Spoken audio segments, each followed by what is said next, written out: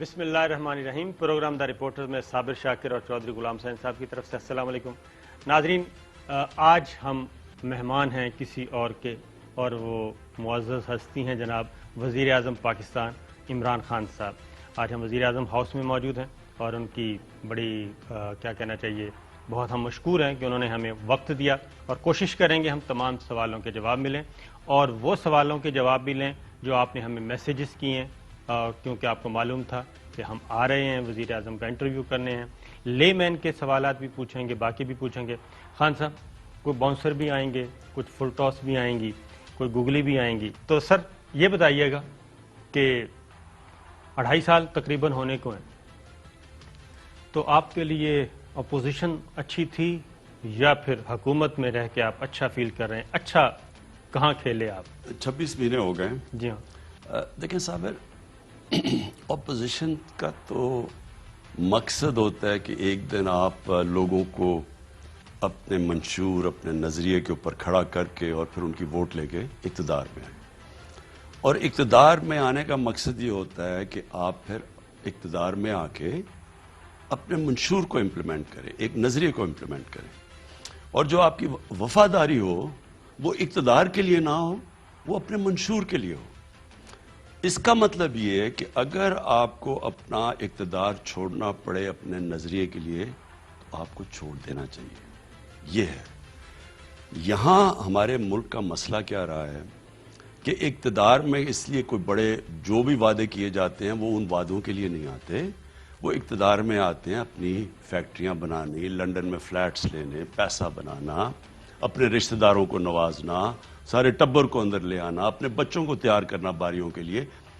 یہ وجہ ہے. اگر آج میرے سے پوچھیں کہ اللہ نے جس ملک کو ہر قسم کی نعمت دی ہو، وہ اگر آج اس حالت میں ہے کہ ایک مقروض کر کے اس کو چھوڑا ہوا ہے، ہم اپنے بچوں کو، ہمارے پاس پیسہ نہیں ہے بچوں کو پڑھانے کا، ہسپتال بنانے کا، صاف پانی پینے، اس کی وجہ یہ ہے کہ ہم ان ملکوں میں سے ہیں جن کو کہتے ہیں ڈیولپنگ ورلڈ، جس میں افریقہ میں بڑے ملک ہیں، ایشیا میں ملک ہیں، جن کے ملکوں کی بدقسمتی یہ ہوئی کہ ان کے صاحب اقتدار وہ لوگ آئے، انہوں نے بجائے لوگوں کے نام پہ آئے اور خود مال بنانا شروع کر دیا. اور وہاں بھی بالکل یہی پیٹرن ہے. انہوں نے بھی اپنے بچے تیار کیے، انہوں نے بھی پیسہ چوری کر کے باہر بھیجا. تو ہمارا یہ چیلنج ہے کہ ہم اب وہ جو ملک ایک مقروض کیا ہوا تھا اور مقروض کر کے چھوڑ کے گئے اور ادارے تباہ کر کے گئے، اب چیلنج یہ ہے کہ اس ملک کو اٹھا کے اصلاح کر کے اس کا پورا جو پوٹینشل ہے، جو اللہ نے اس کو نعمتیں بخشی ہوئی ہیں، اس کو چینج کر کے وہ ملک بنائیں جو بجائے لوگوں سے قرضے مانگے، بجائے لوگوں سے امداد مانگے، وہ دوسرے ملکوں کو امداد دے اور قرضے دے. تو آپ نے ان 26 ماہ میں کتنا اچیو کیا ہے؟ آپ نے ایک نعرہ لگایا تھا ریاست مدینہ کا، تو اپوزیشن والے سوال کرتے ہیں کہ وہ جناب ریاست مدینہ کدھر ہے؟ تو آپ نے کتنا اچیو کیا اپنا منشور کو؟ دیکھیں، ریاست مدینہ، پہلے ہم کلیئر ہو جائیں کہ ریاست مدینہ میں ہمارے نبی صلی اللہ علیہ وسلم جو دنیا کی تاریخ کے سب سے بڑے لیڈر، کبھی نہ ایسا آ سکتا ہے نہ کبھی آیا ہے. تو انہوں نے کیا تھا؟ انہوں نے سب سے پہلے چیز یہ کی تھی کہ انہوں نے اہمیت دی تھی اپنے عام آدمی کو. یعنی انہوں نے کمزور طبقے کو، غریبوں کو، بیواؤں کو، معذوروں کو، بوڑھوں کو، پینشنز بھی مدینہ کی ریاست میں بنی تھی پہلی دفعہ دنیا میں. تو انہوں نے ساری ریاست کا مقصد ہی بنا دیا یہ کہ اس کی پرائرٹی ہے کہ اپنے کمزور طبقے کے اوپر اٹھائے. اور جو بھی جب ریاست کے پاس پیسہ آنا شروع ہوا تو وہ پیسے سے انہوں نے اپنے محلات نہیں بنائے، انہوں نے مے فیئر میں بڑے بڑے اربوں روپے کے پراپرٹیز نہیں لی، انہوں نے وہ سارا پیسہ لگا دیا نیچے لوگوں کو اٹھانے کے لیے. یہ تھا مدینہ کا ماڈل. اور دوسری چیز مدینہ کے ماڈل میں تھی رول آف لا، قانون کی بالادستی. جو سب سے امپورٹنٹ چیز یہ تھی کہ انہوں نے یہ کہا کہ میری اگر بیٹی بھی چوری کرے گی تو اس کو وہی سزا ملے گی جو عام کسی شہری کو ملے گی. اس کو کہتے ہیں قانون کی بالادستی، رول آف لا. یہ ہے بیسکلی مدینہ کی ریاست کے اصول. یہاں جنگ کیا ہو رہی ہے؟ یہاں ایک طرف تو ہم کوشش کر رہے ہیں کہ ایک مقروض ملک پناہ گاہ بنائے، جو لوگ بیچارے مزدور دیہڑی کے لیے باہر سے آتے ہیں، ایک ایک روپیہ بچاتے ہیں تاکہ اپنے گھر والوں کو بھیج سکیں، ان کے لیے پناہ گاہ بنا دیں، ان کو کھانا بھی ملے، وہ رہیں بھی عزت سے رہیں، اور وہ جو بھی دیہڑی کمائیں وہ سارا ان کا پیسہ بچے بجائے کرائے پہ جائے یا کھانے پینے پہ، وہ جائے اپنے گھر والوں کو دینے کے لیے۔ تو یہ پناہ گاہ ہم سارے جگہ انشاءاللہ بناتے جا رہے ہیں اور کوالٹی کی بنا رہے ہیں۔ دوسری چیز ہم نے کیا کہ ہیلتھ کارڈ لے کے آئے ہیں۔ یہ جو ہیلتھ کارڈ ہے یہ سب سے زیادہ ایک عام آدمی کے لیے چیز ہے، ہیلتھ انشورنس۔ اس کے پاس کارڈ ہو کہ اس کے پاس وہ اس کے خاندان کو کسی کو کوئی بیماری ہوتی ہے تو وہ ہیلتھ کارڈ میں جائے کسی بھی گورنمنٹ کے ہسپتال میں اور اس کا علاج ہو جائے۔ یہ پہلی دفعہ پاکستان میں کہ پختونخوا نے تو فیصلہ کیا، سارے شہروں کو وہ دینے لگے ہیں۔ پنجاب میں اب میں جا رہا ہوں انشاءاللہ بدھ کو، میں میٹنگ کر رہا ہوں ان سے، میں پنجاب میں بھی کہنے لگا ہوں کہ پہلے تو سارا جو پنجاب کا غریب طبقہ ہے اس کو ہیلتھ کارڈ ملنے چاہیے، پھر آہستہ آہستہ اوپر آئیں، سفید پوش کو لے کے آئیں۔ لیکن ایک انسان کے پاس جو سب سے مشکل وقت ہے گھر میں ہوتا ہے جب لوگ بیمار ہوتے ہیں، اس کے پاس جس کی وجہ سے شوکت خانم بنا تھا، کینسر کے مریض کو دیکھا، بیچارہ سارا دن دیہڑی کرتا تھا اپنے بھائی کا دھیان رکھنے کے لیے، تب میں نے سوچا کہ ہمیں اتنی تکلیف ہے تو ادھر کیا گزرا، تو وہ شوکت خانم کے پیچھے تھا، یہی ہیلتھ کارڈ کے پیچھے، یہ ہمارا دوسرا بہت بڑی چیز ہے۔ اور انشاءاللہ جو اب یہ ہم لے کے آ رہے ہیں، یہ مجھے بڑا فخر ہے کہ پہلی دفعہ ہم غریب لوگوں کے لیے، تنخواہ دار لوگوں کے لیے گھر بنا رہے ہیں۔ یعنی ہم، اور وہ کیسے بنا رہے ہیں؟ وہ ایسے کر رہے ہیں، یہ نیا پاکستان ہاؤسنگ اسکیم، نیا، اچھا وہ ہے کیا اسکیم؟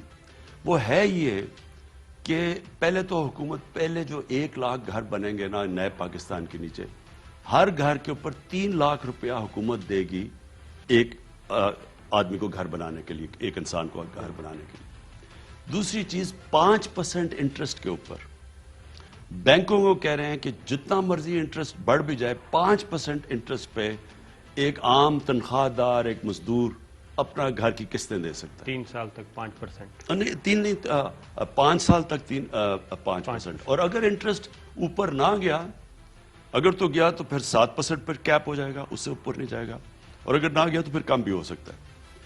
اس سے کیا ہوگا؟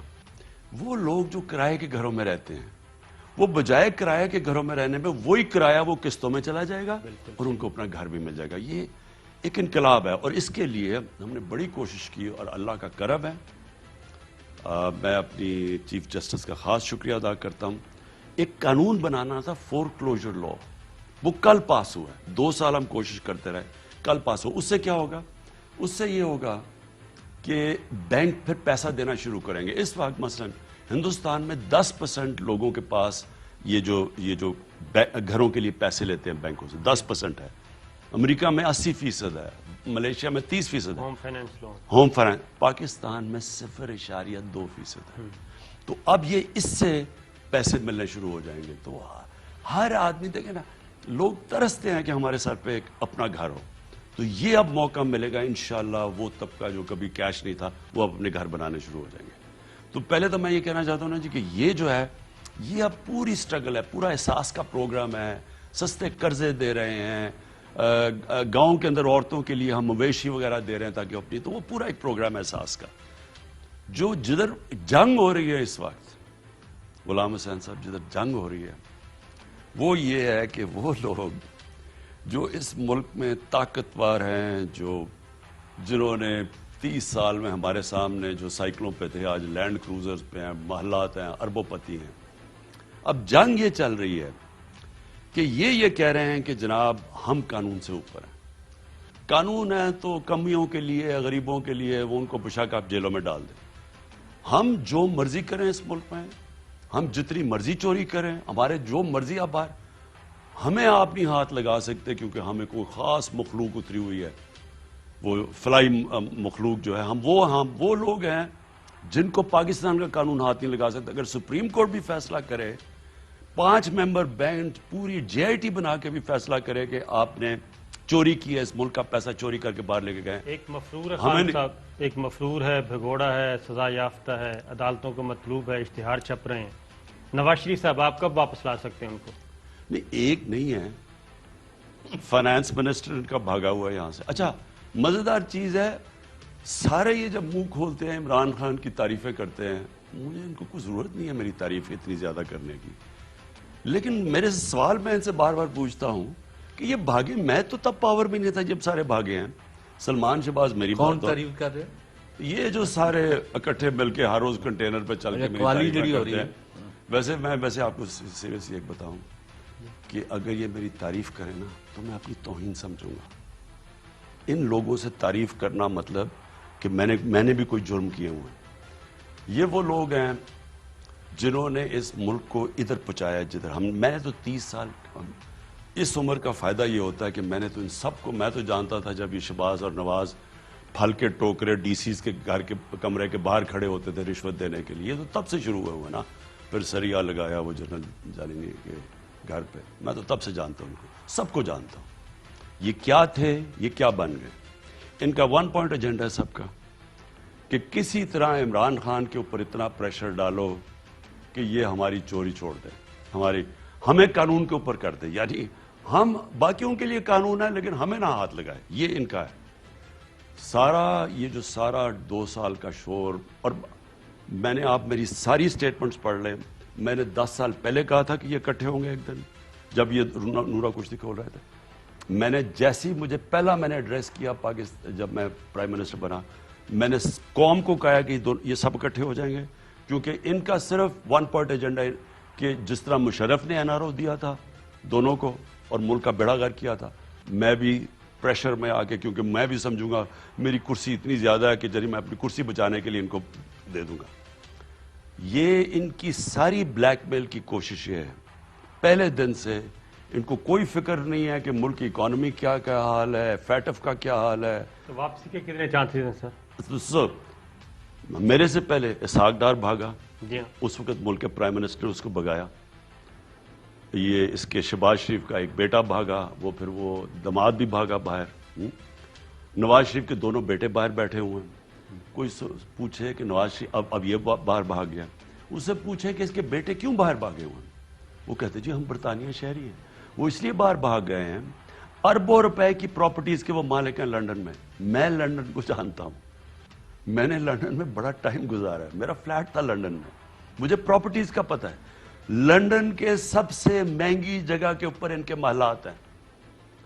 تو وہ کیوں بھاگے ہوئے ہیں؟ کیونکہ ان کو پتہ ہے کہ یہ جواب دے ہی نہیں سکتے پیسہ کدھر سے آیا. پیسہ تو یہاں سے چوری کر کے آیا. وہ جو لنڈن کے یہ جو مریم بولتی ہیں کہ جناب بڑا ظلم ہو گیا، برٹش ورجن آئیلینڈ کی ڈاکیومنٹ ہے. پیناما پیپرز میں کیا انکشاف ہوا تھا؟ پیناما پیپر میں یہ انکشاف ہوا تھا کہ یہ جو ان کے لنڈن کے اربوں روپے کی پراپرٹیز ہیں، ان کی جو مالکہ ہے، بینیفیشل اونر ہے، وہ مریم ہے. تو وہ اس کے جواب دینے نہیں ہیں، باہر بھاگے ہوئے سارے. اور بس جناب یہ ہمارے پاس سازش ہو گئی، ہمارے پاس یہ ہو گیا. یہ جناب پہلے تو خیر میرے پیچھے پڑے ہوئے تھے، اب فوج کے پیچھے پڑے ہوئے ہیں. وہ تو کہتے ہیں کہ ان کی پراپرٹی نہیں ہے، کہیں بھی نہیں ہے، لندن میں کیا پاکستان میں بھی کوئی نہیں. مریم بی بی کہتی تھی جب وہ یہ سٹیٹمنٹ دے رہی تھی ٹی وی کے اوپر کہ لنڈن چھوڑو میری پاکستان میں بھی پراپرٹیز نہیں ہیں، تب برٹش ورجن آئیلینڈز کی جو وہاں کی اتھارٹی ہے اس نے بائی لیٹر کنفرم کیا ہے کہ یہ چاروں لنڈن کے اربوں روپے کے فلیٹ ان کی بینیفیشل مالکہ، بینیفیشل اونر کا مطلب کہ وہ کمپنیز جو 2 کے نام پہ لیا ان کی مالکہ مریم نواز ہے. تو اس کا تو کبھی جواب دیا ہی نہیں انہوں نے، نہ یہ عدالتوں کی رسپیکٹ کر دی. سارا گیم کیا چل رہی ہے؟ گیم یہ چل رہی ہے کہ اتنا زیادہ پریشر عمران خان پہ ڈالو. انہیں نہیں پتا کہ عمران خان نے ساری زندگی ایک ہی چیز سیکھی ہے، پریشر لینے کی، اور وہ پریشر میں نہیں آنے لگا. اب وہ پریشر انہوں نے ڈائیورٹ کر دیا پاکستانی فوج کی طرف. وہ یہ کہتے ہیں کہ جناب ہمارا عمران خان صاحب سے تو کوئی مقابلہ ہی نہیں ہے، نہ ہی ہم بات کریں گے، نہ ہی عمران خان صاحب ہمارا ہدف ہیں. اور انہوں نے سارا رخ موڑ دیا ہے army chief general Qamar Javed Bajwa کی طرف اور DGISI لیفٹیننٹ جنرل فیض حمید کی طرف. تو وہ کہتے ہیں ہم نے تو ان کو ہٹانا ہے، ان کو فارغ کرنا ہے. پہلے یہ پیچھے کہانی کیا ہے؟ پہلے تو جی یہ جھوٹ بول رہے ہیں. پہلے تو انہوں نے جس دن میں نے حلف لیا اور میں نے اسمبلی میں تقریر کی، اس دن سے انہوں نے میرے پیچھے نا تقریر کرنے دی، شور مچایا، تب سے یہ مجھے بلیک میل کرنے کی کوشش کر رہے ہیں۔ پھر یہ سمجھتے تھے کہ اکانومی بیٹھ جائے گی، پاکستانی اکانومی یہ جو چھوڑ کے گئے ہیں، ہمارے پاس تو پیسے نہیں تھے جو انہوں نے قرضوں کی قسطیں لی ہوئی تھی، جو انہوں نے باہر سے تیل کی ہم نے پیسے دینے تھے، ہمارے پاس تو پیسے نہیں تھے۔ یہ سمجھ رہے تھے کہ پاکستانی اکانومی ڈیفالٹ کرے گی، ڈیفالٹ کا مطلب کہ ہم اپنے پیسے نہیں دے سکیں گے۔ وہ جس دن ہم نے ڈیفالٹ کرنا تھا، روپیہ اگر آج 160 پہ 62 پہ ہے، وہ روپے نے پہنچ جانا تھا 200-250 پہ۔ جب روپے نے 200-250 پہ ڈالر پہ پہنچ جانا تھا تو اکانومی نے بیٹھ جانا تھا، تو عمران خان نے چلے جانا تھا۔ تو پہلے تو انہوں نے یہ امید لگا لی، پھر وہ کووڈ آئی۔ کووڈ سے پہلے شہباز شریف صاحب اسی لیے آئے تھے شاید؟ کووڈ نہیں، جب کووڈ آئی تو وہ بھاگا آیا، نہیں تو اس نے آنا نہیں تھا، کیونکہ اس کے پاس شہباز شریف کے اوپر تو وہ مٹیریل مل گیا کہ وہ بچ ہی نہیں سکتا کسی طرح، وہ تو ڈاکیومنٹری ایویڈنس مل گئی ہے۔ پہلے ہم سمجھ رہے تھے کہ 9 ارب روپیہ صرف ہے، اب 23 ارب روپیہ، یعنی 2300 کروڑ روپیہ نکلا ہے، جو اس نے صرف 2 شوگر ملز کے اوپر، ابھی باقی کمپنیز میں نہیں نکلا، اس پہ اتنا نکلا ہے کہ انہوں نے جو لوگوں کے ملازموں کے نام پہ 2300 کروڑ روپیہ انہوں نے لیا، اور وہ ڈاکیومنٹ ہے وہ۔ تو وہ اس لیے آیا، اس نے سمجھا کہ اب تو پاکستان گیا۔ کووڈ میں جو دنیا میں حال ہو رہا تھا، ہمارے پاس ہسپتال تو انہوں نے آپ کا جو گلا کا ابھی علاج جا کے لنڈن میں کرواتے تھے، انہوں نے پاکستان میں تو ہیلتھ سسٹم بنا ہی نہیں تھا۔ تو انہوں نے کہا پہلے تو لوگ اتنے مریں گے اس کے اوپر سے تو تب بہ جائیں گے، پھر لاک ڈاؤن کی وجہ سے اکانومی بیٹھ جائے گی تب ہے، تو وہ بھاگا واپس آ گیا۔ شہباز شریف کا اندازہ غلط ثابت ہوا، مس کیلکولیٹ کیا اس نے، یا پھر وہ کسی امید پہ آیا تھا کہ اس کو کوئی یہاں پہ آگے سنبھال لے گا؟ دیکھیں نا، ان کی گیم کیا ہے۔ پہلے عمران خان پہ کوشش کی، یہ سارے جو وقت تھے انہوں نے کوشش کی اس کے اوپر۔ انہوں نے جو آخری کوشش کی میرے سے، مجھے یعنی این آر او لینے کی، وہ تھا جب انہوں نے فیٹف کا جب آیا تو انہوں نے کہا کہ اب فیٹف کے اوپر تو یہ اس نے گھٹنے ٹیک دینے ہیں، کیونکہ اگر فیٹف میں ہمیں بلیک لسٹ میں ڈال دیتے ہیں، اگر ہم وہ قانون نہ لیجسلیشن نہ پاس کرتے تو بلیک لسٹ میں، بلیک لسٹ کا مطلب پاکستان پہ سینکشنز کا مطلب اکانومی بیٹھ گئی۔ تو انہوں نے سوچا کہ اس کو استعمال کریں گے، اس کو بلیک میل کرنے کے لیے۔ جب وہ نہیں ہوا اور لیجسلیشن گزر گئی، آپ نے نوٹس کیا باپ بیٹی بالکل چپ بیٹھے تھے تب تک، کیونکہ یہ امید لگا کے بیٹھے ہوتے تھے گھٹے ٹے۔ جب وہ نہیں ہوا تب سے یہ دونوں باہر نکلے ہیں اپنی بلوں سے۔ وہ ادھر سے وہ جو ہم سمجھ رہے تھے کہ پتہ نہیں زندہ 1 دن رہتا ہے 2 دن رہتا ہے، وہ ایک دم نظر آیا کہ اس کو تو کچھ ہوا ہی نہیں، وہ ادھر سے شروع ہو گیا، ادھر سے بیٹی شروع ہو گئی۔ اور اب ان کا مقصد کیا ہے؟ ان کو پتہ ہے میں نے تو ان کو این آر او نہیں دینی، اب یہ سارا پریشر پاکستانی فوج پہ اور پاکستان کی عدلیہ کے اوپر سارا پریشر ڈال رہے ہیں کسی طرح۔ اب ان کو اتنا پریشر ڈالیں کہ وہ اب عمران خان کو کہیں کہ این آر او دے دو۔ D G I S P R نے، چوہدری صاحب اس کے بعد آپ تیار رہیں، D G I S P R نے باقاعدہ طور پہ بتا بھی دیا کہ زبیر صاحب، جو کہ آپ کی کابینہ میں اہم وزیر ہیں، اسد عمر صاحب ان کے بھائی ہیں، زبیر صاحب جو ہیں وہ باقاعدہ طور پہ ملاقاتیں کرتے رہے۔ 2 ملاقاتیں انہوں نے رپورٹ کی، ایک اگست کے آخری ہفتے میں، ایک 7 ستمبر کو مذاکرات ناکام ہو گئے، اور جو کچھ یہ مانگنے گئے تھے آرمی چیف سے وہ ان کو نہیں ملا۔ انہوں نے کہا کہ سیاسی معاملات آپ جائیں گورنمنٹ سے بات کریں، اور عدالتی قانونی معاملات آپ عدالتوں میں جا کے اپنے مقدمات کا فیس کریں۔ اس کے بعد پھر یہ پی ڈی ایم بھی بن گیا اور اے پی سی بھی ہو گئی، اور اس کے بعد 16 اکتوبر کو چیلنج بھی کر دیا نواز شریف صاحب نے۔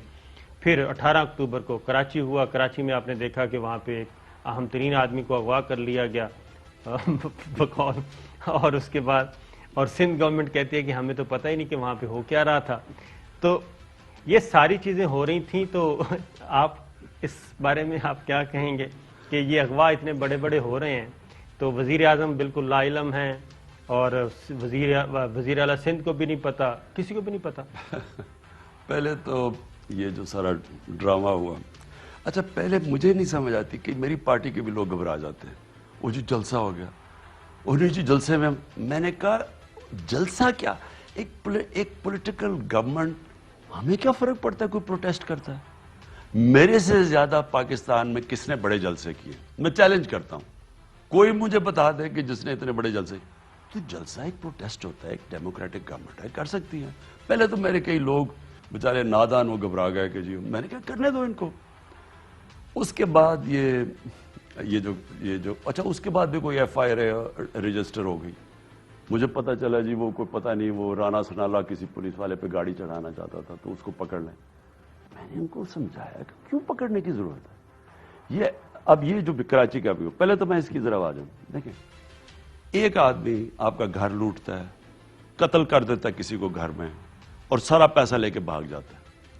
आप बजाय उसके ऊपर उसे पकड़ने के आप हो गए जी वो लाल बत्ती क्रॉस किया उसको पकड़ के उसमें जेल में डाल दी। पागलपन है ना। आप तो उसको बचा रहे हैं जो असल उसने जुर्म किया है। इनके जुर्म ये है कि इन्होंने इस मुल्क को कंगाल कर दिया है।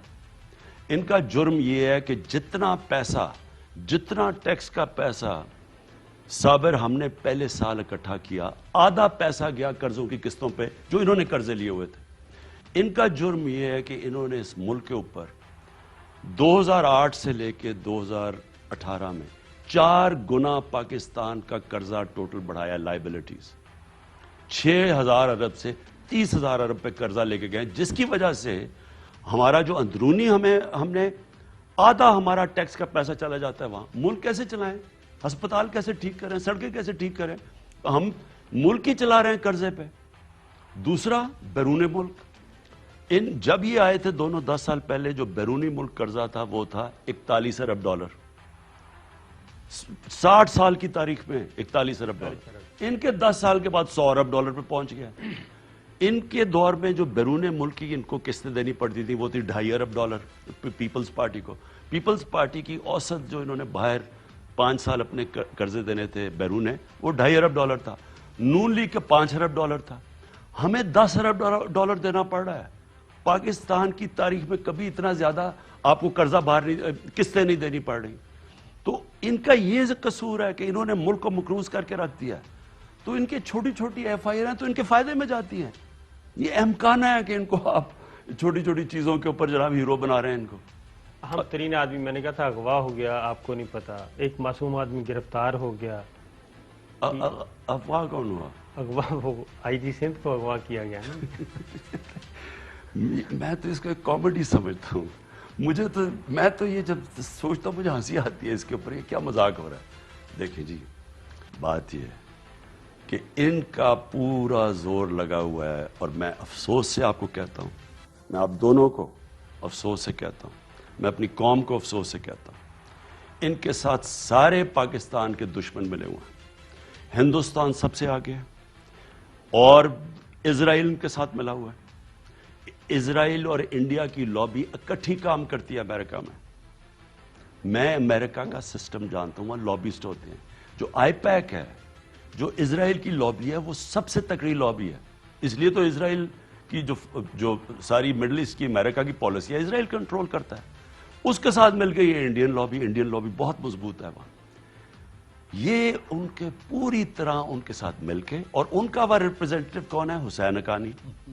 वो हुसैन हक्कानी पूरी तरह इनके साथ मिलके इंटरनेशनल साजिश चला रहे हैं। अब ये देखें, वो कराची में वो जी खाना जंगी शुरू हो गई, पुलिस और उसकी फौज की लड़ाई हो गई। ये कौन? हिंदुस्तान के सारे बात। मुझे सिर्फ ये बता दें कि या तो फैसला कर लें कि हिंदुस्तान हमारा खैर ख्वाह है। ये 72 साल में कभी इतनी एंटी मुस्लिम और एंटी पाकिस्तानी हुकूमत हिंदुस्तान की नहीं जो ये मौजूदा हुकूमत है। वहां तारीफें हो रही हैं, इमरान खान को निकाला जा रहा है, जनरल बाब फौज जलील हो रही है, खाना जंगी शुरू हो गई, और ये इस चूहे को, नवाज शरीफ को हीरो बनाया जा रहा है। जी ये जमहूरियत का हीरो है। जिस आदमी को, जिसका खुदा पैसा हो, ये पैसे के लिए, मैं आज आपको कह रहा हूं, अपनी दौलत बचाने के लिए ये बेशरम लोग आज वो गेम खेल रहे हैं। अब मुझे बताएं, पाकिस्तानी फौज, they are playing in the hands of the enemies. सारा नैरेटिव आज, और ये जब नवाज शरीफ प्राइम मिनिस्टर था, नरेंद्र मोदी स्टेटमेंट दे रहा है कि जी राहील शरीफ जनरल वो दहशतगर्द है, स्टेटमेंट दे रहा है। लेकिन नवाज शरीफ बड़ा अच्छा आदमी है, लेकिन वो कुछ कर नहीं सकता। इसकी तारीफें कर रहा है उसको। मेरी क्यों नहीं तारीफ करता वो? और फौज को क्यों नहीं बुरा भला, फौज को बुरा भला मेरी क्यों नहीं तारीफ करता? क्योंकि ये उनके साथ जाके पूरा मिला हुआ था। बरका दत्त ने किताब में लिखा हुआ है, वो उनकी सबसे क्रेडिबल जर्नलिस्ट है। उसने कहा कि کھٹمانڈو کے اندر کانفرنس میں چھپ کے نواز شریف ملا پاکستانی فوج سے ڈر کے نریندر مودی سے. تو یہ ہمارے وہ لوگ ہیں. نواز شریف کا جو پرائمری ایم جب سے ہے یہ ایک بیماری ہے. میں آپ کو آنیسٹلی کہہ رہا ہوں یہ بیماری ہے, یہ پیسہ لالچ بیماری ہے. اس کو پتہ ہی نہیں ہے کہ اس کے پاس کتنا پیسہ. میں آپ کو رائٹنگ میں دیتا ہوں, انہوں نے 30 سال سے پیسہ چوری کر رہے ہیں. ان کو پتہ ہی نہیں کہ ان کے پاس کتنا پیسہ باہر پڑا ہوا ہے, لیکن خدا پیسہ ہے. اب اس کو بچانے کے لیے یہ پاکستانی فوج کو ذلیل کرے گا, یہ ملک کو, یہ انڈو اسرائیلی لابی کے ساتھ ملے گا, یہ حسین حقانی جیسا گھٹیا آدمی جو صرف اور صرف وہاں بیٹھ کے پاکستان کے خلاف زہر اگلتا ہے اور پاکستانی فوج کے خلاف. اچھا اب سر یہ ساری انفارمیشن آپ کے پاس ہیں اور ہماری انٹیلیجنس ایجنسیز بھی بتا چکی ہیں, لندن میں یہاں تک بتا چکے ہیں کہ وہ کن کن سے ملاقاتیں کر رہے ہیں, کن کن غیر ملکی میرے پاس رپورٹ آتی ہے. آپ کے پاس رپورٹ؟ میرے پاس آئی بی کی بھی رپورٹ آتی ہے, آئی ایس آئی کی بھی آتی ہے. کن کن سے یہ ملتے ہیں, پچھلے دروازے سے کون آتا ہے, یہ کن کو جا کے ملتے ہیں. وہ کوئی پاکستان کا خیر خواہ نہیں ہے. وہ سارے چاہتے ہیں کہ پاکستان تباہی ہو. ہندوستان کی تو اسٹیٹڈ پالیسی ہے کہ پاکستان کے 3 ٹکڑے ہوں. تو سب سے ان کو ڈر پاکستان سے کیوں ہے ڈر؟ یہ سوچے نا, کیوں اسرائیل آج سے 30 سال سے اسلامک بام لگا ہوا ہے؟ کیونکہ ان کو ڈر پاکستانی فوج سے. ان کو پتہ ہے کہ پاکستانی فوج ایک دنیا کی طاقتور فوج ہے, نیوکلیر آرم فوج ہے. تو ان کو اب وہ چاہتے کیا ہیں؟ وہ یہ چاہتے ہیں پاکستان سے وہ جو روس سے ہوا تھا, جو سوویت یونین سے ہوا تھا, کہ اندر سے ٹوٹ جائے. یہ ان کی پوری کوشش ہے. یہ جو ساری سازشیں کرتے ہیں, کلبدشن وہ جو یادیو تھا وہ تھا, یہ جو قبائلی, آج جو ہمارے 20 اگلے دن ہمارے سیکیورٹی فورسز شہید ہوئے, یہ کون کروا رہا ہے؟ یہ کس کا انٹرسٹ ہے کہ آپس میں شیعہ سنی کو کون لڑا رہا ہے؟ میں نے پہلے کہا تھا کہ شیعہ سنی کے علماء کو قتل کرنے کا ان کا پلان ہے. میں نے پہلے جو انہوں نے وہ عادل خان کو قتل کیا, اس سے میں نے 3 ہفتے پہلے بتایا تھا کہ ہم 3 مہینے سے تیار بیٹھے ہیں. ہم نے سازش ان کی روکی ہے کہ پہلے شیعہ سنی کے ان کے عالموں کو قتل کرو, آپس میں خانہ جنگی شروع کرو. یہ کس کا انٹرسٹ ہے اور یہ کون گیم کھیل رہا ہے کہ جناب فوج کے اندر انتشار پھیلانے کی کوشش؟ جی میں باقی تو فوج کے ساتھ ہوں, لیکن جنرل باجوہ اور جنرل فیض کے خلاف ہوں. یہ اس سے زیادہ منافق, اس سے زیادہ کوئی ذلیل اپنے ملک کے خلاف کون حرکت کر سکتا ہے؟ اور پھر عدلیہ کو, او جی وہ ایک جج کا نام لے رہا ہے, جی وہ جج ٹھیک ہے, وہ فلانا جج ٹھیک ہے. ججز کے اندر بھی پیدا کر رہا ہے صرف اپنی دولت بچانے, چوری اپنی بچانے کے لیے. پہلے چوری کر کے نقصان پہنچاؤ, پھر اس کو بچانے میں ملک کا بیڑا غرق کرو. خان صاحب, جو شروع میں بات ہوئی تھی نا ریاست مدینہ کی, تو ہم تو یہ سمجھتے ہیں کہ محمد سے وفات ہونے تو ہم تیرے ہیں, یہ جہاں چیز ہے کیا لوح و قلم تیرے. آپ کا یہی جو ہے نا اللہ اور اس کے رسول کے حکم پر چلنے والا یہ نعرہ جو ہے, یہ بہت بڑی بات ہے. اب کتنی اس میں کوانٹم جمپ آتی ہے, کتنی اچیومنٹ ہوتی ہے, میٹر آف ٹائم. میں سمجھتا ہوں, بلکہ ہم سمجھتے ہیں کہ عمران خان جو ہے پاکستان کی سیاست میں جو یہاں چوری اور ڈاکہ زنی کا رواج تھا پچھلے کم از کم 40 سال سے, وہ پہلی دفعہ اس میں ریورس ہوا ہے. اور ایک دیانتدار, ایک کسی سے پانی کا گلاس کے روادار بھی جو نہیں ہے, اس کے بدترین مخالف بھی نہیں کہہ سکتے عمران خان جو ہے مٹیریلی کرپٹ ہے, کوئی نہیں کہہ سکتا. اور یہ آج بھی لوگ جو ہے جن کا کام ہی یہ اکٹھا کرنا ہے ڈیٹا, ان کی آج بھی یہ متفقہ رائے ہے. ہیونگ سیڈ دس, اور آپ نے میکرو لیول پر کرونا ہو, یہ بہت بڑی بات ہے کہ ہندوستان آپ پر چڑھ دوڑنے والا تھا اپنی حکمت عملی سے. اسی عمران خان نے اور اسی جنرل قمر باجوہ نے اس کو ناکام بنایا, اور وہ آج اپنے زخم چاٹ رہا ہے.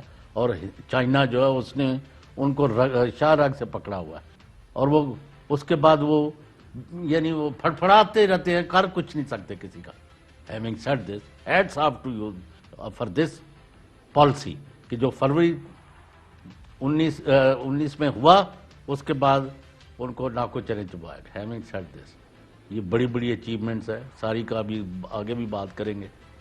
لیکن عام تاثر یہ ہے کہ لوگوں کا خیال ہے کہ یہ شو ختم ہونے سے پہلے یہ حکومت ختم ہو جائے گی, یہ ایک ناکام گورنمنٹ ہے، عوام کے لیے کچھ نہیں کر رہا، مہنگائی کا سیلاب آیا ہوا ہے اور عام آدمی بلک رہا ہے، بد دعاواں دے رہا ہے چوڑیاں پھیلا پھیلا کے، اور بیڈ گورننس ہے اور رشوت دا بازار گرم ہے. انہاں چیزاں دے اوتے کی کہندے ہو؟ چوہے صاحب دیکھیں، میں آپ کو پہلے ایک چیز بتا دوں کہ لوگ بدقسمتی سے لوگ تکلیف میں جب ہوتے ہیں تو ان میں صبر بھی ختم ہو جاتا ہے، اور تکلیف تو ہونی تھی. میں قوم کو آسان زبان میں سمجھاتا ہوں. ایک گھر ہے، گھر کے اندر افراد، 2-3 افراد اس گھر کو جوا کھیلتے ہیں، شراب پیتے ہیں، پیسہ لٹا دیتے ہیں، گھر کو مقروض کر کے چلے جاتے ہیں اور چلے جاتے ہیں. اب وہ جو گھر کے فرد بچ جاتے ہیں وہ کیا کرتے ہیں؟ اگر انہوں نے گھر کو ٹھیک کرنا ہے تو صرف 2 طریقہ ہے. جب سے اللہ نے دنیا بنائی ہے، خرچے کم کرو، آمدنی بڑھاؤ. آمدنی بڑھانے کے طریقے سوچو اور خرچے کم کرتے جاؤ تاکہ آپ قرضے نہ لینے پڑے، کیونکہ ویسے کوئی قرضے دینے کے لیے تیار ہے.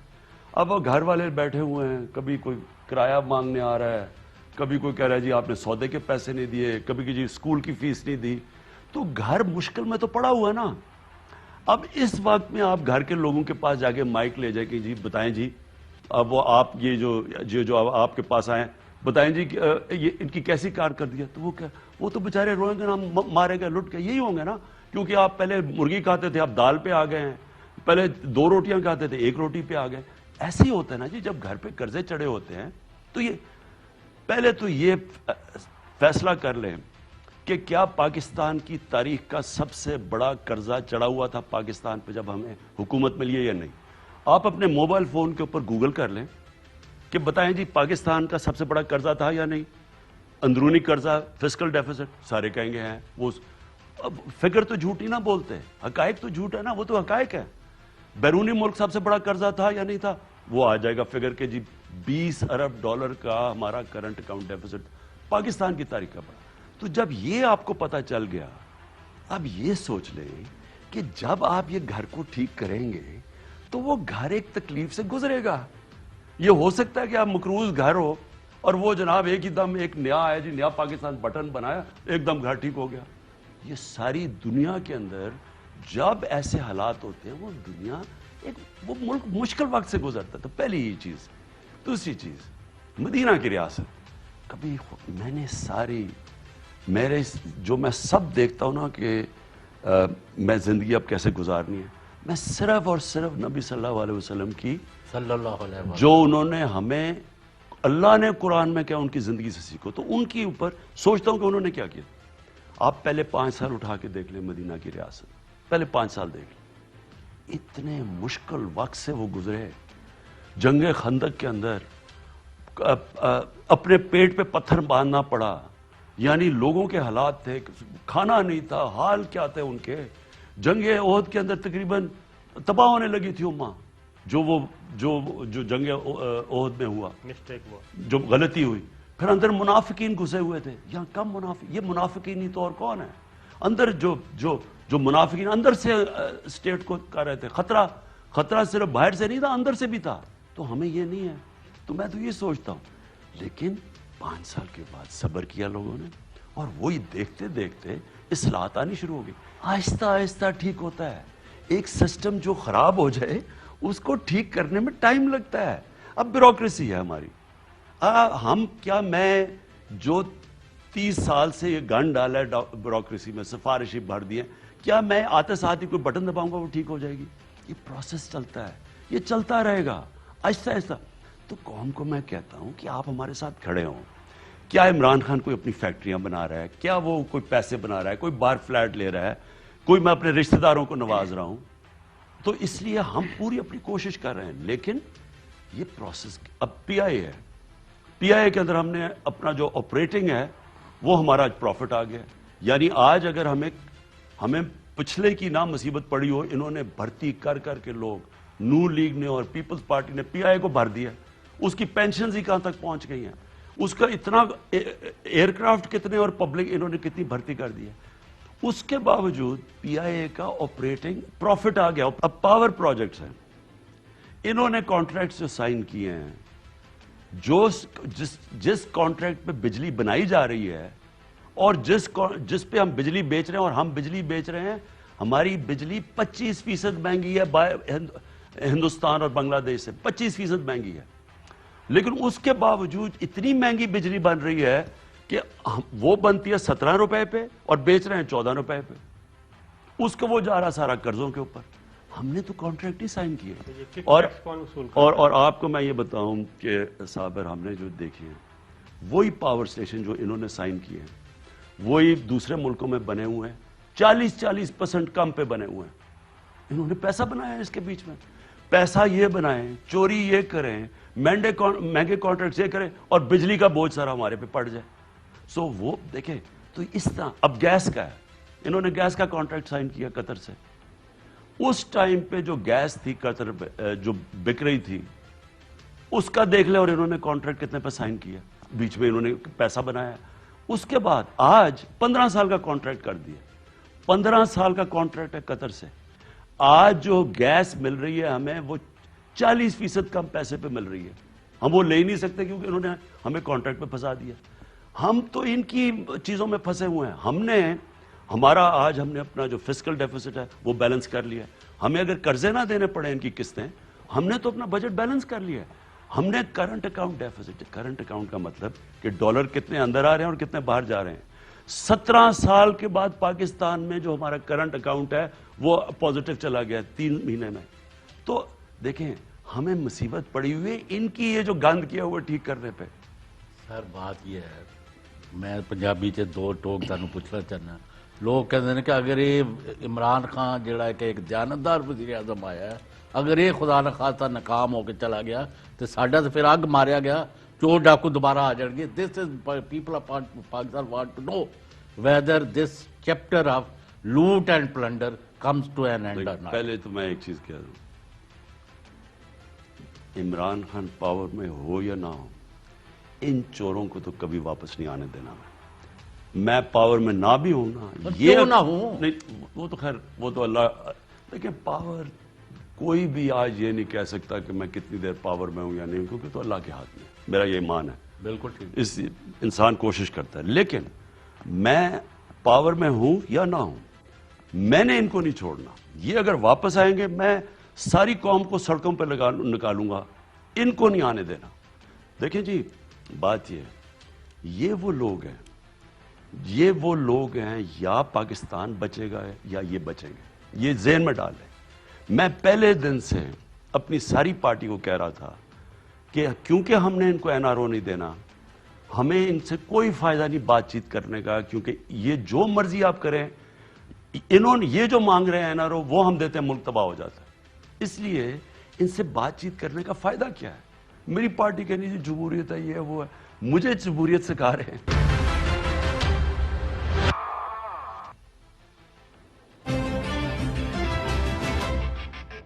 ڈیوائیڈ کرنے کی کوشش نہیں کی، پہلے آپ سے مانگتے رہے اور اس کے بعد پھر چلے گئے ملٹری اسٹیبلشمنٹ کے پاس، ان سے مذاکرات کرتے رہے، ملاقاتیں کرتے رہے، اور اب وہ آپ کو وہ کہتے ہیں آپ تو ہدف ہی نہیں ہے، اب ان کی طرف ٹارگٹ شروع کر دیا. دیکھیے جی میں صابر آپ کو ایک بات بتاؤں، یہ بھی ہم نے بڑی غلطی کی ہے. مجھے حالانکہ جنرل باجوہ کہتے تھے کہ یہ مل رہے ہیں، فلانا ملنے آ رہا ہے، میں ان سے کانورسیشن، میں آج سمجھتا ہوں کہ بالکل غلطی کی. ان کو ملنا ہی نہیں چاہیے تھا. ہم نے بالکل ان کو نہیں مل. کیا فائدہ ہوا مل کے؟ آج یہ جو گالیاں نکال رہے ہیں، جو یہ زبان استعمال کر رہے ہیں فوج کے خلاف، تو دشمن بھی نہیں ایسی زبان کرتے. تو کیا فائدہ ہوا ان سے؟ دیکھیں وہ جو بھی مل رہے تھے وہ چاہ کیا رہے تھے؟ این آر او چاہ رہے تھے کہ جی ہماری چوری معاف کر دیں. تو جب یا تو فیصلہ کر لیں کہ آپ نے ان کی چوری معاف کرنی ہے. میں تو یہ کہہ رہا ہوں کہ میری قبر بھی کھود دینا، تو میں تب بھی، جب تک میں زندہ ہوں، میں کبھی ان کو معاف نہیں کر سکتا.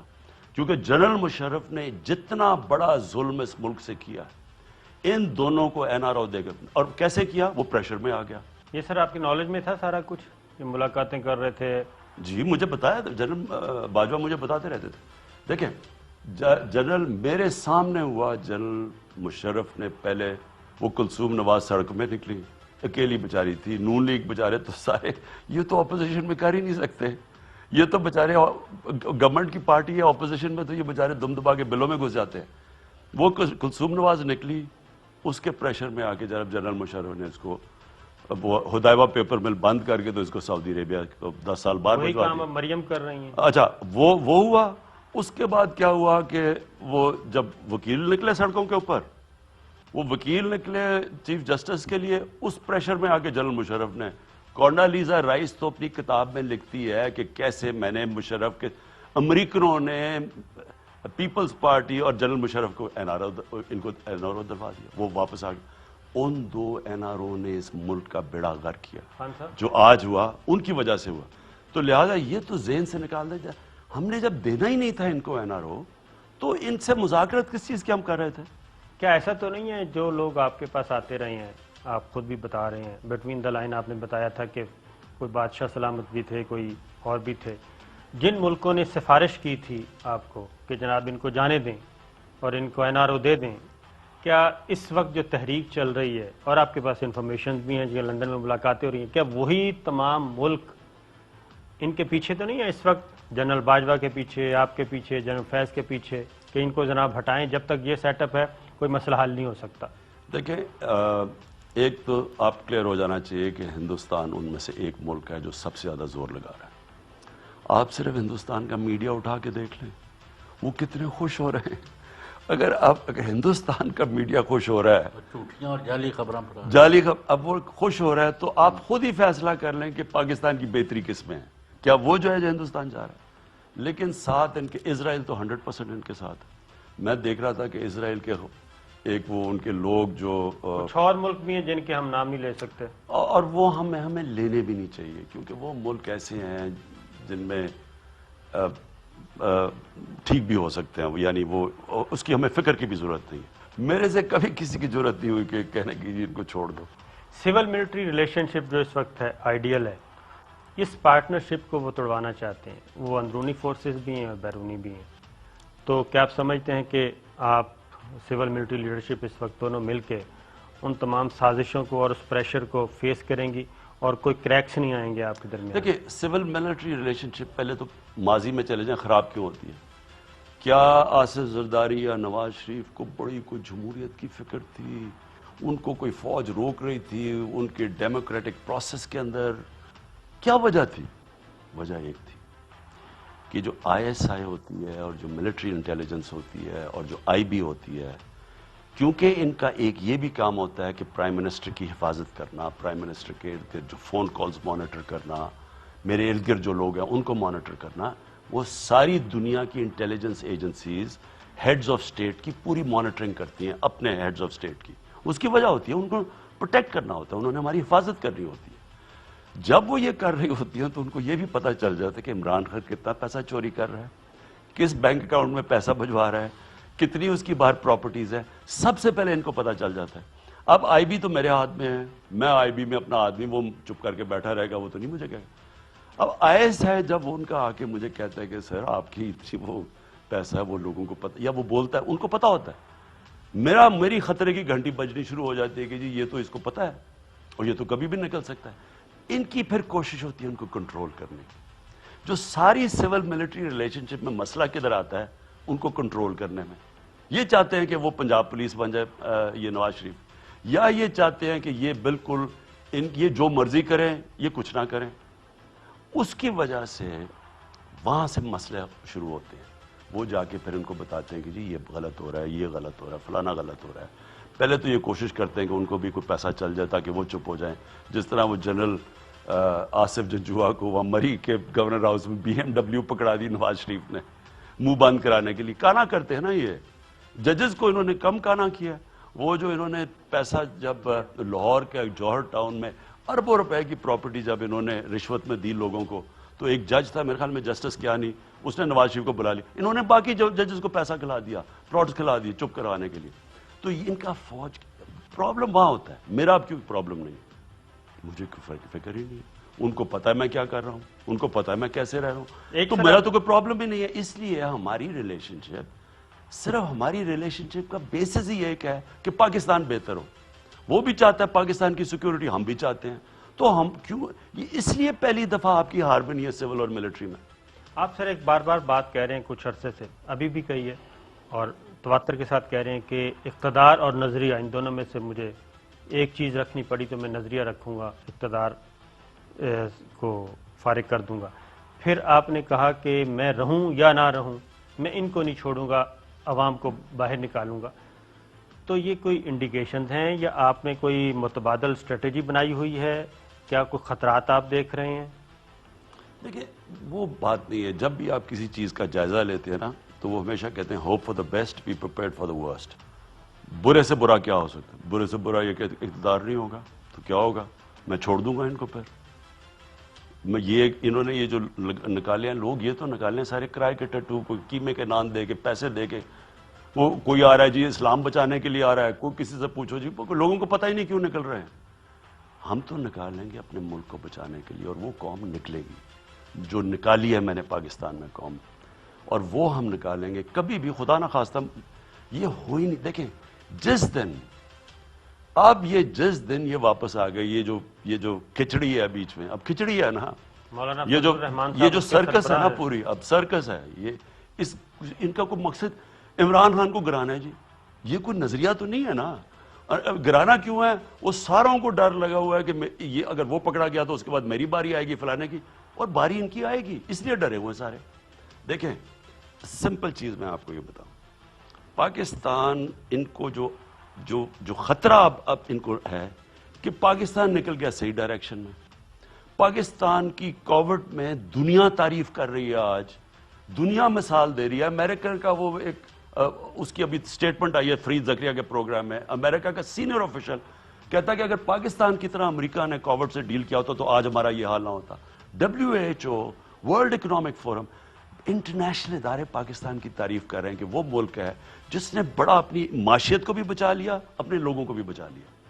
اب ان کو مصیبت پڑ گئی ہے، ہماری اب معیشت پہ کریے. آپ کو صابر پچھلے مہینے ہماری پاکستان کی تاریخ میں سب سے زیادہ سیمنٹ کی سیل ہوئی ہے، سیمنٹ کی پاکستان کی تاریخ میں. اس کا مطلب اکانومی اٹھ رہی ہے. اس سے پچھلے مہینے موٹر سائیکلوں کی پاکستان کی تاریخ میں سب سے زیادہ بکے ہیں موٹر سائیکل. اس کا مطلب لوگ ہماری اکانومی چلنی شروع ہو گئی ہے. ان کو خطرہ آ گیا ہے. اکانومی، انڈسٹری، ایکسپورٹس 29% ایکسپورٹس بڑھی ہیں.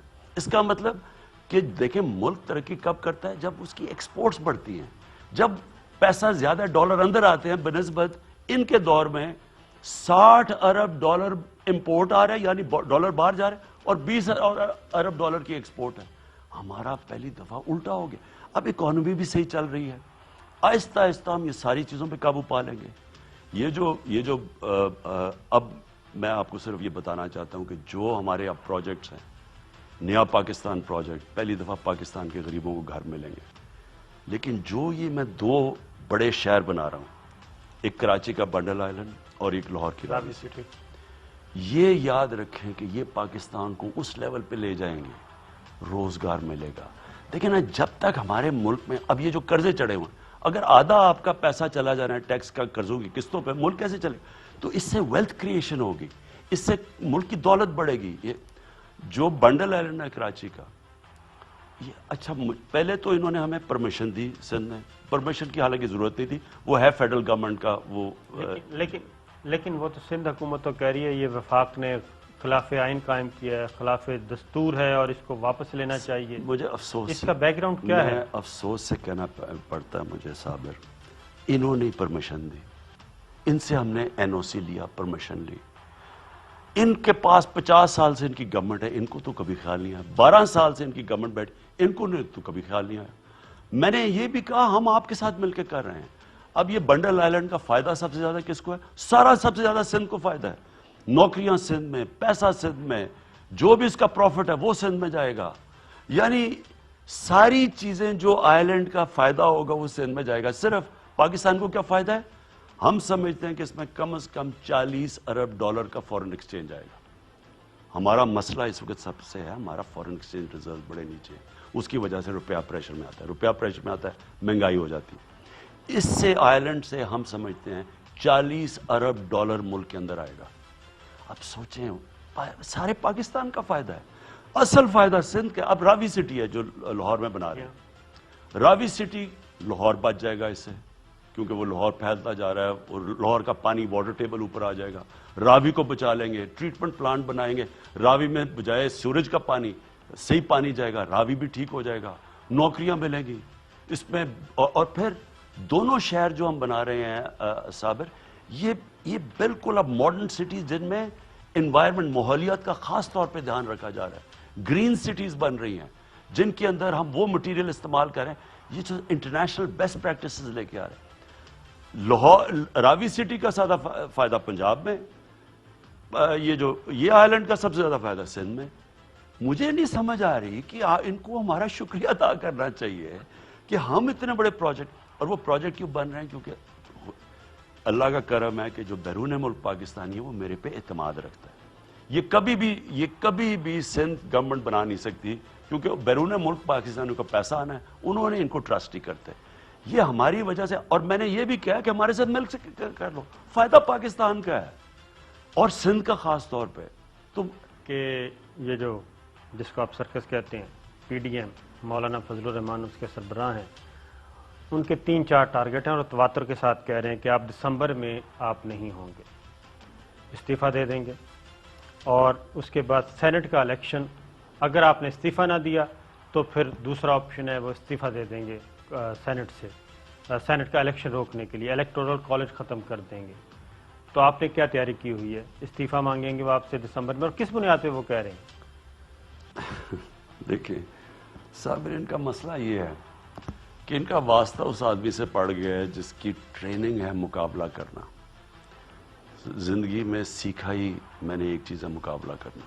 نہیں تو مجھے یہ بتائیں کہ ایک آدمی پولیٹکس شروع کرتا ہے, نہ اس کی کوئی پولیٹیکل بیک گراؤنڈ, نہ اس کی کوئی فیملی پولیٹکس میں, نہ اس کو کوئی پاکستان کی پولیٹکس کی سمجھ, نہ اس کے پاس پیسہ.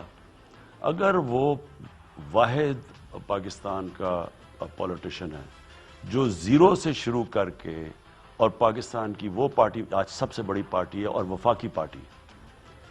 یہ نواز شریف کو آپ کو پتہ ہے جنرل جیلانی اور جنرل ضیاء الحق نے جس طرح ان کو پال پول کے رشوتیں دلوا کے یہ بنے. یہ جو دوسرے ہیں دونوں, وہ بچے جو ہیں وہ ماں باپ کے بچے, اب ان کے بارے میں بات ہی نہیں کرنا چاہتا.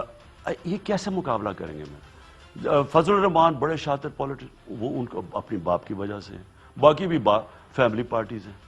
میں تو وہ ہوں جس کی کوئی بیک گراؤنڈ ہی نہیں تھی, اس لیے میں مشکل وقت سے نکلا ہوں, میں سٹرگل کر کے آیا ہوں.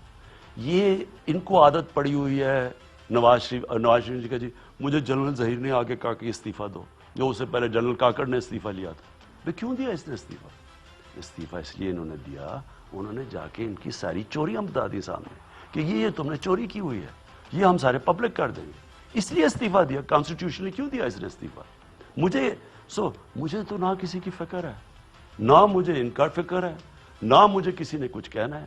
میں ایک کانسٹیٹیوشنلی, اور وہ الیکشن جو 80% پاکستانیوں نے فیفن کے مطابق کہا تھا فری اینڈ فیئر ہے, جو الیکشن 2013 میں تو انہوں نے سارا امپائروں کے ساتھ مل کے الیکشن لڑی تھی.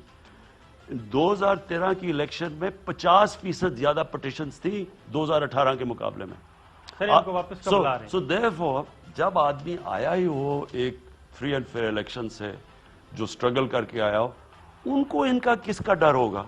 اور وہ 12th مین کا ڈر جو اسمبلی میں ہی نہیں بیٹھا. سر نواز شریف کب واپس لا رہے ہیں نواز شریف کو؟ کیونکہ ڈیٹس دے رہے ہیں وزراء جو ہے 15 جنوری کی ڈیٹ دے رہے ہیں کہ جناب 15 جنوری سے پہلے نواز شریف کو ہم لے آئیں گے. اس وقت ہم برٹش گورنمنٹ سے بات کر رہے ہیں, ہم چاہتے ہیں, وہ چاہ رہے ہیں, یہ دو چیزیں ہیں نا, اگر ایکسٹریڈیشن مانگتے ہیں تو وہ لمبا پروسیس ہے. ہم کہتے ہیں کہ ڈپورٹ کرو, ڈپورٹ ابھی ہو سکتا ہے کیونکہ یہ جھوٹ بول کے یہاں سے گیا تھا کہ اس کو بیماری ہے, وہاں جا کے علاج کروایا نہیں, اور وہاں انتظار کرتا رہا کہ این آر او ملے گا, جب نہیں ملا تو اب یہ اس نے شروع کر دیا. بات ہوئی ڈپورٹ کے لیے؟ جی ان کے آفیشل سے ہماری بات چیت چل رہی ہے, ریگولر بات چیت چل رہی ہے.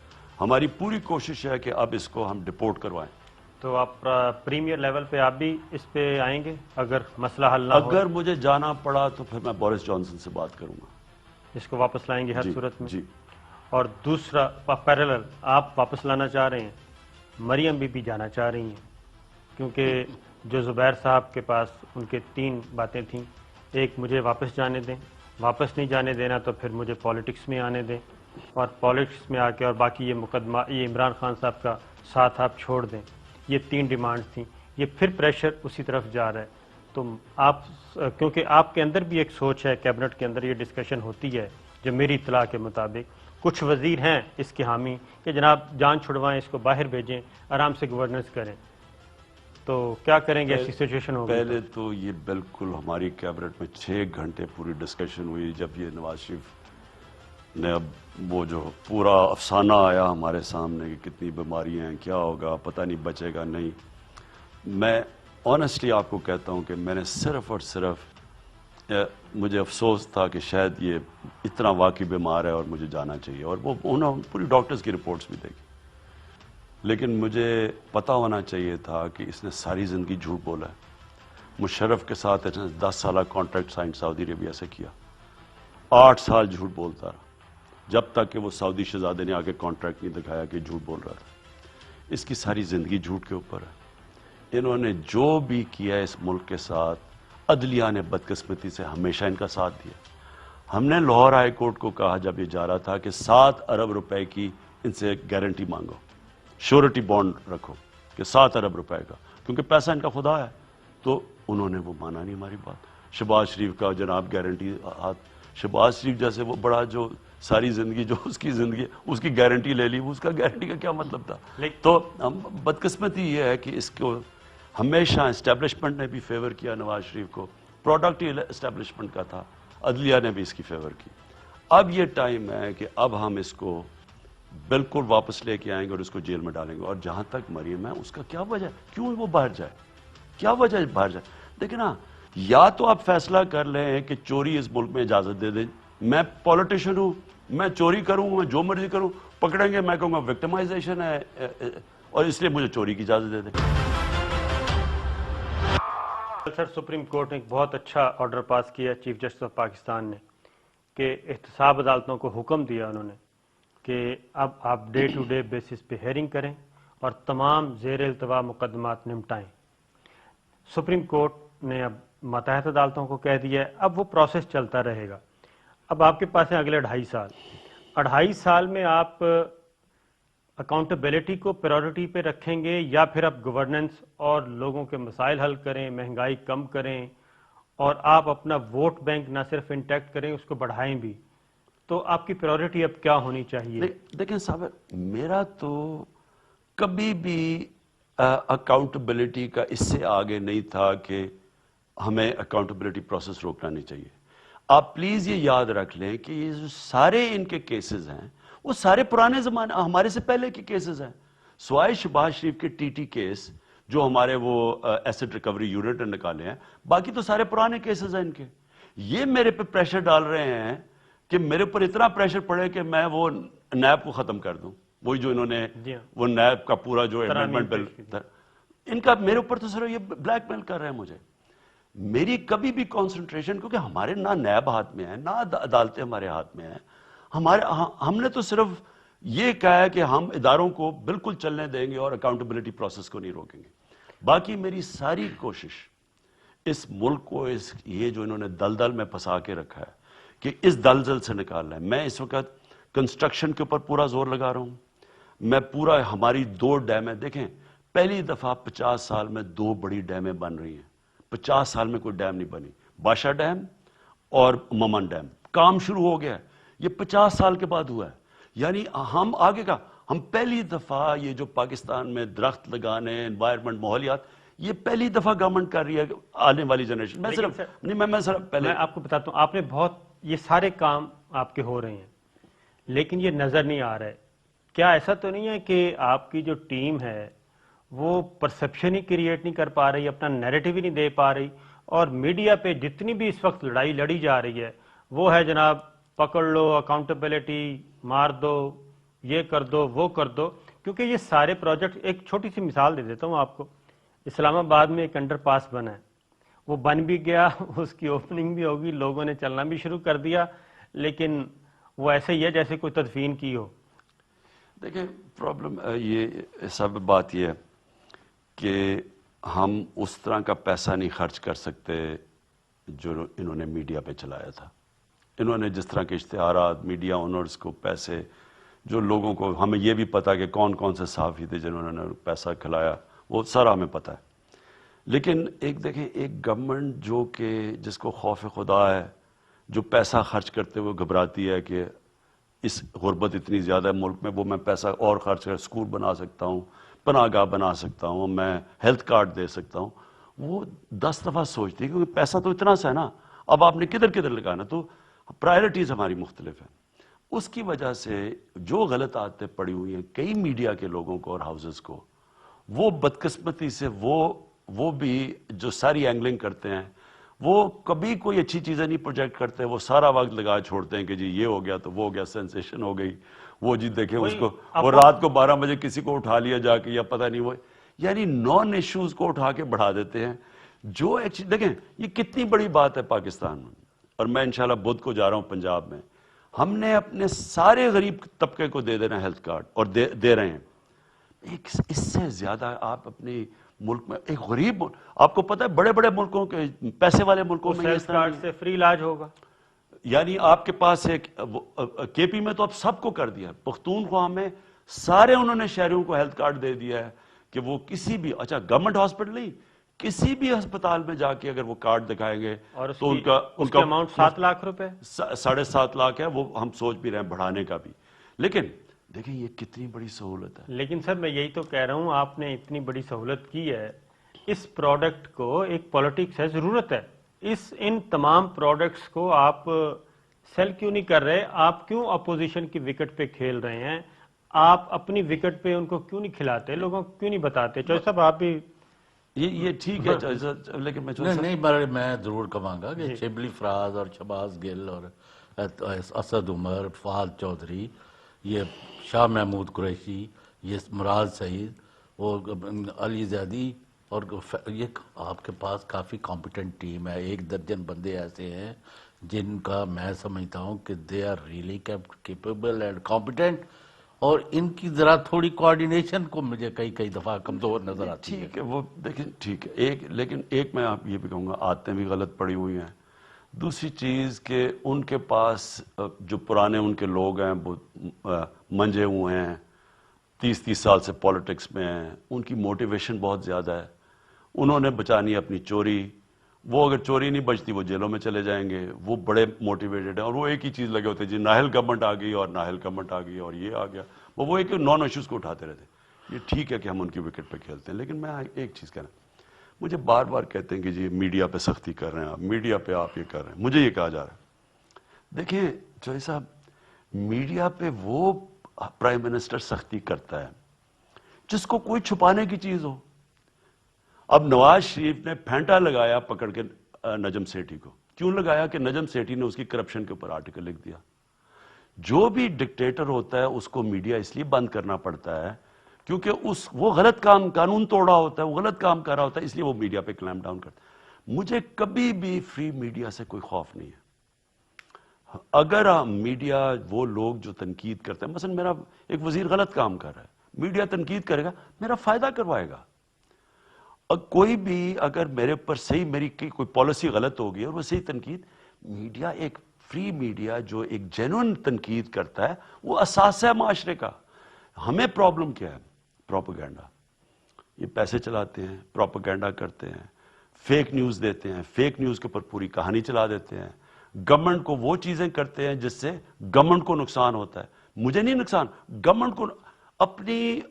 اپنی فیک نیوز یعنی ایک فرمائش کے اوپر، پیسے کے اوپر مجھے صرف اس کے اوپر ہوتا ہے، فیک نیوز کے اوپر، جدھر جان کے ایک سلانڈر کیا جاتا ہے جو کہ مغرب کے اندر کبھی کوئی نہیں کر سکتا، کیونکہ وہ سیدھے وہاں ان کے واچ ڈاگ اتنا میڈیا کا تکڑا ہوتا ہے، آپ کبھی ایسی حرکت نہیں کر سکتے. مجھے صرف اس سے پرابلم ہے. واسے معاف کرنا، میں تو اس چیز کا قائل ہوں کہ بھائی جو آپ کا پہلے ہی ہے، آپ کا بڑا پلس کیا ہے، وہی جو پرسنل ہے پہلے، پھر ہے کہ آپ نے ہمیشہ چوری ڈاکے کے خلاف جہاد کیا، اور پھر اسی لیے اس جگہ پر بیٹھے. تو میں کہتا ہوں کہ کوئی بھی ہو، آل سٹیزن آف پاکستان جو بھی چوری اور ڈاکہ مارتا ہے اس کو فیس کرنا چاہیے، خواہ وہ جرنلسٹ ہے تو خواہ وہ کوئی ہے. تو کاروائی تو کوئی کرتے نہیں آپ. دیکھیں اب چینی ہوئی، دو چیزوں میں ہمیں مار کھائی ہے. کل ایک رپورٹ آئی ہے جی کل چینی مہنگی ہوئی اور اس سے پہلے وہ گندم. اب یہ ذرا دونوں کی کہانی سن لیں. بڑی ہمیں مار پڑی ہے. تکلیف مجھے بڑی ہوئی کیونکہ عام آدمی کو تکلیف پہنچتی ہے. سب سے بڑی ذمہ داری میری ہے کہ بیچارے غریب لوگ ان کا کھانا پینا چینی اور گندم. گھی کا کیا مسئلہ ہوا؟ گھی بدقسمتی سے ہم باہر سے امپورٹ کرتے ہیں. اب باہر مہنگائی ہو گئی ہے گھی کی, اوپر سے روپیہ نیچے چلا گیا تو وہ مہنگا ہو گیا, اس کا ہم کچھ کر نہیں سکتے. دالیں 60% باہر سے امپورٹ کرتے ہیں, وہ بدقسمتی سے باہر مہنگی ہو گئی, وہ ہمیں مصیبت. لیکن گندم اور چینی کا, گندم کا کیا ہوا؟ 2 دفعہ بارشیں غلط ٹائم پہ آ گئی. دونوں 2 سال بارشیں غلط, یعنی موسم کی تبدیلی کی وجہ سے کلائمیٹ چینج میں وہ اس وقت بارشیں آئیں جب وہ گندم کٹائی تھی. ہم دونوں دفعہ ہمیں کم پڑ گئی. پرابلم یہ ہوا کہ ہمارا جو ادارہ جس کو فورکاسٹ کرنا چاہیے تھا کتنی کم ہوئی, وہ ادارے نہیں کام کر رہے تھے. اب ہم انفارمیشن ٹیکنالوجی اور سپارکو کا استعمال کر رہے ہیں. سپارکو سیٹلائٹ سے اب ہم امیجز سے دیکھیں گے پہلے. اب ہم جانے لگے ہیں 21ویں صدی میں. ہم تو وہ جو پرانا سسٹم تھا اس سے ہم چل رہے تھے. انہوں نے بتایا نہیں کہ گندم تو ہماری امپورٹ لیٹ ہوتی گئی. پہلے تو انہوں نے کہا جی ہمارے پاس بمپر کراپ ایکسپورٹ کر دو, تو پہلے وہ پرابلم آیا. چینی, اب چینی کا کیا ہے؟ کمپٹیشن کمیشن کی رپورٹ آئی ہے. چینی کی کمپٹیشن کی کمیشن کی آج رپورٹ آئی ہے. اب وہ کیا آئی ہے؟ وہ رپورٹ یہ آئی ہے کہ شوگر مل ایسوسی ایشن, اس کے اندر سارے بڑے بڑے پاکستان کے طاقتور لوگ بیٹھے ہیں. اس میں سب سے بڑی بات کہ شریف فیملی کی بھی شوگر ملز ہیں اور زرداری کی سندھ میں شوگر ملز ہیں. کیونکہ یہ اوپر بیٹھے ہوئے تھے, آج اب تک کیا ہو رہا ہے کہ شوگر مل ایسوسی ایشن فیصلہ کرتی ہے کہ چینی کو زیادہ ہو گئی ہے, چینی ایکسپورٹ کرو. پہلے سال انہوں نے ہمیں پریشر ڈال کے ایکسپورٹ کروا دی کہ جی وہ گنے والے بےچارے کھڑے ہوں گے, کسان, ہمارے پاس تو شوگر بہت زیادہ ہے تو آپ ایکسپورٹ کر دیں. ہم نے 2.5 ارب روپیہ دیا ہے ریبرٹ ایکسپورٹ کرنے کے لیے. جب ایکسپورٹ کرنے لگے تو چینی کی قیمت بڑھنی شروع ہو گئی. اگر چینی زیادہ تھی تو قیمت نیچے آنی چاہیے. وہ چینی پہلے ایکسپورٹ کروا دی اور چینی کی قیمت بھی اوپر جانی شروع ہو گئی. پھر اس سے ہمارے سے پہلے جب یہ شاہد خاقان عباسی تھا, وہ سلمان شہباز یہاں آیا, انہوں نے 20 ارب روپے کی ریبیٹ لی ان سے. ہم نے 20 ارب روپے کی, کیونکہ اپنا آتا نا. اچھا اب سنیں دوسری چیز انہوں نے کیا کی. اب کیا ہوا؟ اب چینی جو اوپر کیوں گئی, انہوں نے ہمیں کہا جناب شوگر ملز نے کہ جناب ہمارے پاس کافی چینی ہے, اگلی کٹائی جو سیزن آ رہا ہے نومبر تک کافی چینی ہے. وہ حماد اظہر جو ہمارے منسٹر تھے, انہوں نے کہا نہیں ہم فزیکل ویریفیکیشن کریں گے. جب فزیکل ویریفیکیشن کی جولائی کے اندر, تو پتا چلا کہ یہ جو کہہ رہے تھے چینی شوگر مل وہ تھی نہیں وہاں. جان کے انہوں نے ہمیں کہا کہ چینی پوری ہے, تاکہ وہ جب چینی کم ہوئی, اور کیونکہ جب ہمیں پتا چلا جب تک ہم نے امپورٹ کرنی شروع کی تب تک چینی کم ہوگی, اور انہوں نے پھر چینی کی قیمت بڑھا دی. یعنی یہ اتنا بڑا ظلم ہے. یہ کارٹل بیٹھا ہوا ہے, یہ چینی مہنگی, یہ پہلے شارٹیج پیدا کرتا ہے, یہ مل کے سارے فیصلے کرتے ہیں, جو کہ کمپٹیشن کمیشن کی آج رپورٹ میں آ گیا. اور انشاءاللہ میں اب یہ آپ کو بتا دوں کہ اس رپورٹ کے بعد اب آپ دیکھیں گے کہ جو اب ہم ایکشن لیں گے اپنی قوم کو, میں اب کبھی اس طرح کی مہنگائی نہ گندم کا, کیونکہ ہم اب اور کریں گے, اور نہ گندم میں ہم آنے دیں گے. پھر سبزیوں کے اوپر اب ہم پوری انفارمیشن ٹیکنالوجی کا استعمال کر رہے ہیں. سارے سال کا دیکھیں گے کون سے سیزن میں مہنگائی کتوں تک کٹ ہوئے گی, لوگوں کو میسج دے انشاءاللہ اسی ہفتے تک.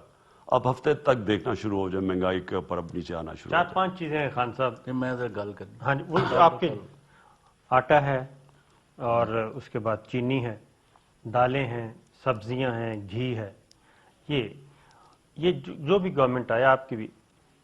اور سینیٹر فیصل جاوید, مجھے جہاں تک یاد پڑتا ہے, سینیٹر فیصل جاوید نے یہ تجویز بھی دی. آپ نے اپنی معاشی ٹیم کو کہا بھی کہ اس پہ کام کریں, یہ 4-5 آئٹم ہیں, ان کو سبسڈائز کریں, جیسا بھی کریں, کم آمدنی والے لوگوں کے لیے. لیکن جب وہ ادھر جاتا ہے تو وہ ساری چیزیں گڈمٹ ہو جاتی ہیں, اور تجاویز آپ کی ردی کی ٹوکری میں یا کہیں نہ کہیں ڈال دی جاتی ہیں, کیونکہ وہ IMF کی کچھ شرائط آ جاتی ہیں درمیان میں. تو لو انکم اور غریب آدمی, کیونکہ ہم سارا دن, کیونکہ ہم خود خریداری کرتے ہیں, ہم وہ سپر ایلیٹ اینکر نہیں ہیں, تو یہ ساری چیزیں ہیں، تو ان غریبوں کے لیے تو کچھ نہ کچھ پیکج ہونا چاہیے. دیکھیں صابر، حکومت جب تک اپنے غریب طبقے کا دھیان ہی نہ رکھتی، وہ حکومتیں وہی ہوتی ہیں جو کہ جدھر تھوڑے سے لوگ اپنی ذات کے لیے آتے ہیں. مجھے اس کی سب سے زیادہ تکلیف ہے، میں آپ کو یقین دلاؤں، میرے جو آپ اگر کہنا مجھے 2 سال میں جو مجھے سب سے زیادہ مجھے جس کی راتوں کی اگر میری نیند گئی ہے وہ یہ مہنگائی کی وجہ سے، اور وہ کھانے پینے کی چیزوں کے اوپر. اور تو مہنگائی ہوتی رہتی ہے، جو کہ ایک عام آدمی بیچارہ 25% ویسی غربت کے نیچے ہیں. اس کے علاوہ کووڈ بھی آ گئی، اس کا علیحدہ مسئلہ، پھر 25%، 20-25 تھوڑے سے اوپر ہیں. اب ان کے لیے جب مہنگائی ہوتی ہے تو وہ یعنی ان کے کیا گھروں پہ گزرتی ہے، تو مجھے وہ بڑی تکلیف تھی. اب میں آپ کو اپریل سے میں ان کو کہنا شروع ہو گیا کہ گندم کو امپورٹ کرو. اپریل سے میں کہہ رہا ہوں، میں نے لیٹرز لکھے ان کو، فوڈ منسٹری کو. اب پرابلم پاکستان کا کیا ہوا ہے، اور یہ 18th امینڈمنٹ کا سب سے بڑا جرم ہوا ہے کہ جو ایگریکلچر ہے نا، فوڈ سیکیورٹی، یہ ہمیشہ فیڈرل گورنمنٹ کے پاس ہونی چاہیے. اب وہ چلی گئی ہیں صوبوں کے پاس. ہم صوبوں سے چیک کر رہے ہیں کہ جناب اچھا بتائیں آپ کی گندم کتنی ہوئی ہے. پنجاب کہتا ہے جی اتنی گندم ہوئی ہے، وہ بعد میں پتہ چلتا ہے کم ہوئی ہے. ہمیں تو پنجاب سندھ سے پوچھیں، سندھ نے کہا جی ہمارا اتنے گورنمنٹ ہوئی، ہم نے اتنی گندم رکھ لی. اب جب ہمیں کمی آنی شروع ہوئی تو ہم نے کہا کہ پنجاب اپنی گندم ریلیز کرے. پنجاب نے اپنی گندم ریلیز کرنی شروع کر دی، سندھ نے اپنی گندم ریلیز ہی نہیں کی. ہوا کیا کہ سندھ اور پنجاب کے اندر 250-300 روپے کا فرق آ گیا. پنجاب کی گورنمنٹ سندھ جانی شروع ہو گئی، لوگ وہاں کی، کیونکہ 250-300-400 روپے کا فرق آ گیا بیچ میں. یہ ہونا چاہیے سینٹرلائزڈ. چینی کا جب ہم نے سٹاکس پتا چلوائے کہ ایک منٹ سنیں میری بات صابر، یہ امپورٹنٹ ہے. چینی کے ہم نے جب پتا چلوائے کہ سٹاکس کتنے ہیں، تو ہمیں پنجاب میں جب پتا چلا کہ سٹاکس کم ہے ادھر بھی چلے گئے، تو سندھ کو ہم پوچھیں کہ آپ بتائیں سٹاکس، وہ بتائیں نا ہمیں سٹاکس کدھر ہیں. ہمیں پتا چلا پنجاب کی چینی ادھر جانی شروع ہو گئی. لیکن اب جب آپ یہ جو کھانے پینے کی چیزیں یہ سینٹرلائزڈ ہونی چاہیے. We want result and you have given time frame. نہیں نیچے تو آئے گی، لیکن میں جو کہنا چاہتا ہوں نا غلام صاحب، جب تک آپ کا جو کھانے کی چیزیں ہیں اس کو سینٹرلائز رکھنا چاہیے، پلاننگ سینٹرل ہو، کیونکہ سارا فیصلہ ہو کہ ہم نے یہ ہماری چیزیں ہیں. ہم نے اگر مثلا ہم نے اب گھی کیوں مہنگا ہو جاتا ہے، ہمیں گھی باہر سے پام آئل امپورٹ کرنا پڑتا ہے، کیوں نہ ہم پاکستان میں پروڈیوس کریں، آلیوز اگائیں یہاں. یعنی سینٹرل پلاننگ ہو سارے پاکستان کی. آخری سوال، ایک تو ہم گئے تھے پریزیڈنٹ صاحب کا انٹرویو کرنے، تو انہوں نے کہا تھا کہ میں تجویز دوں گا، اگر وہ پرائم منسٹر نے میرے ذمہ لگایا تو اپوزیشن کے ساتھ مذاکرات کرنے چاہیے جو ایک کامن گراؤنڈز ہیں اس پہ. ایک چیز، دوسرا یہ بتا دیں اس پہ کہ مذاکرات آپ بھی ولنگ ہیں کہ اپوزیشن کے ساتھ پولیٹیکل ایشوز پہ مذاکرات ہونی چاہیے، براہ راست سول گورنمنٹ کا رابطہ ہونا چاہیے. ایک دوسرا یہ کہ اپوزیشن کو اس وقت مسلم لیگ نواز اور مولانا فضل الرحمان، ان کی کوشش ہے کہ پیپلز پارٹی کو راضی کیا جائے کہ سینٹ سے پہلے انتخابات سے پہلے ریزائن کر دیں اور سندھ اسمبلی ٹوٹ جائے، الیکٹورل کالج ختم ہو، سینٹ کا الیکشن نہ ہو، عام انتخابات کی طرف جایا جائے.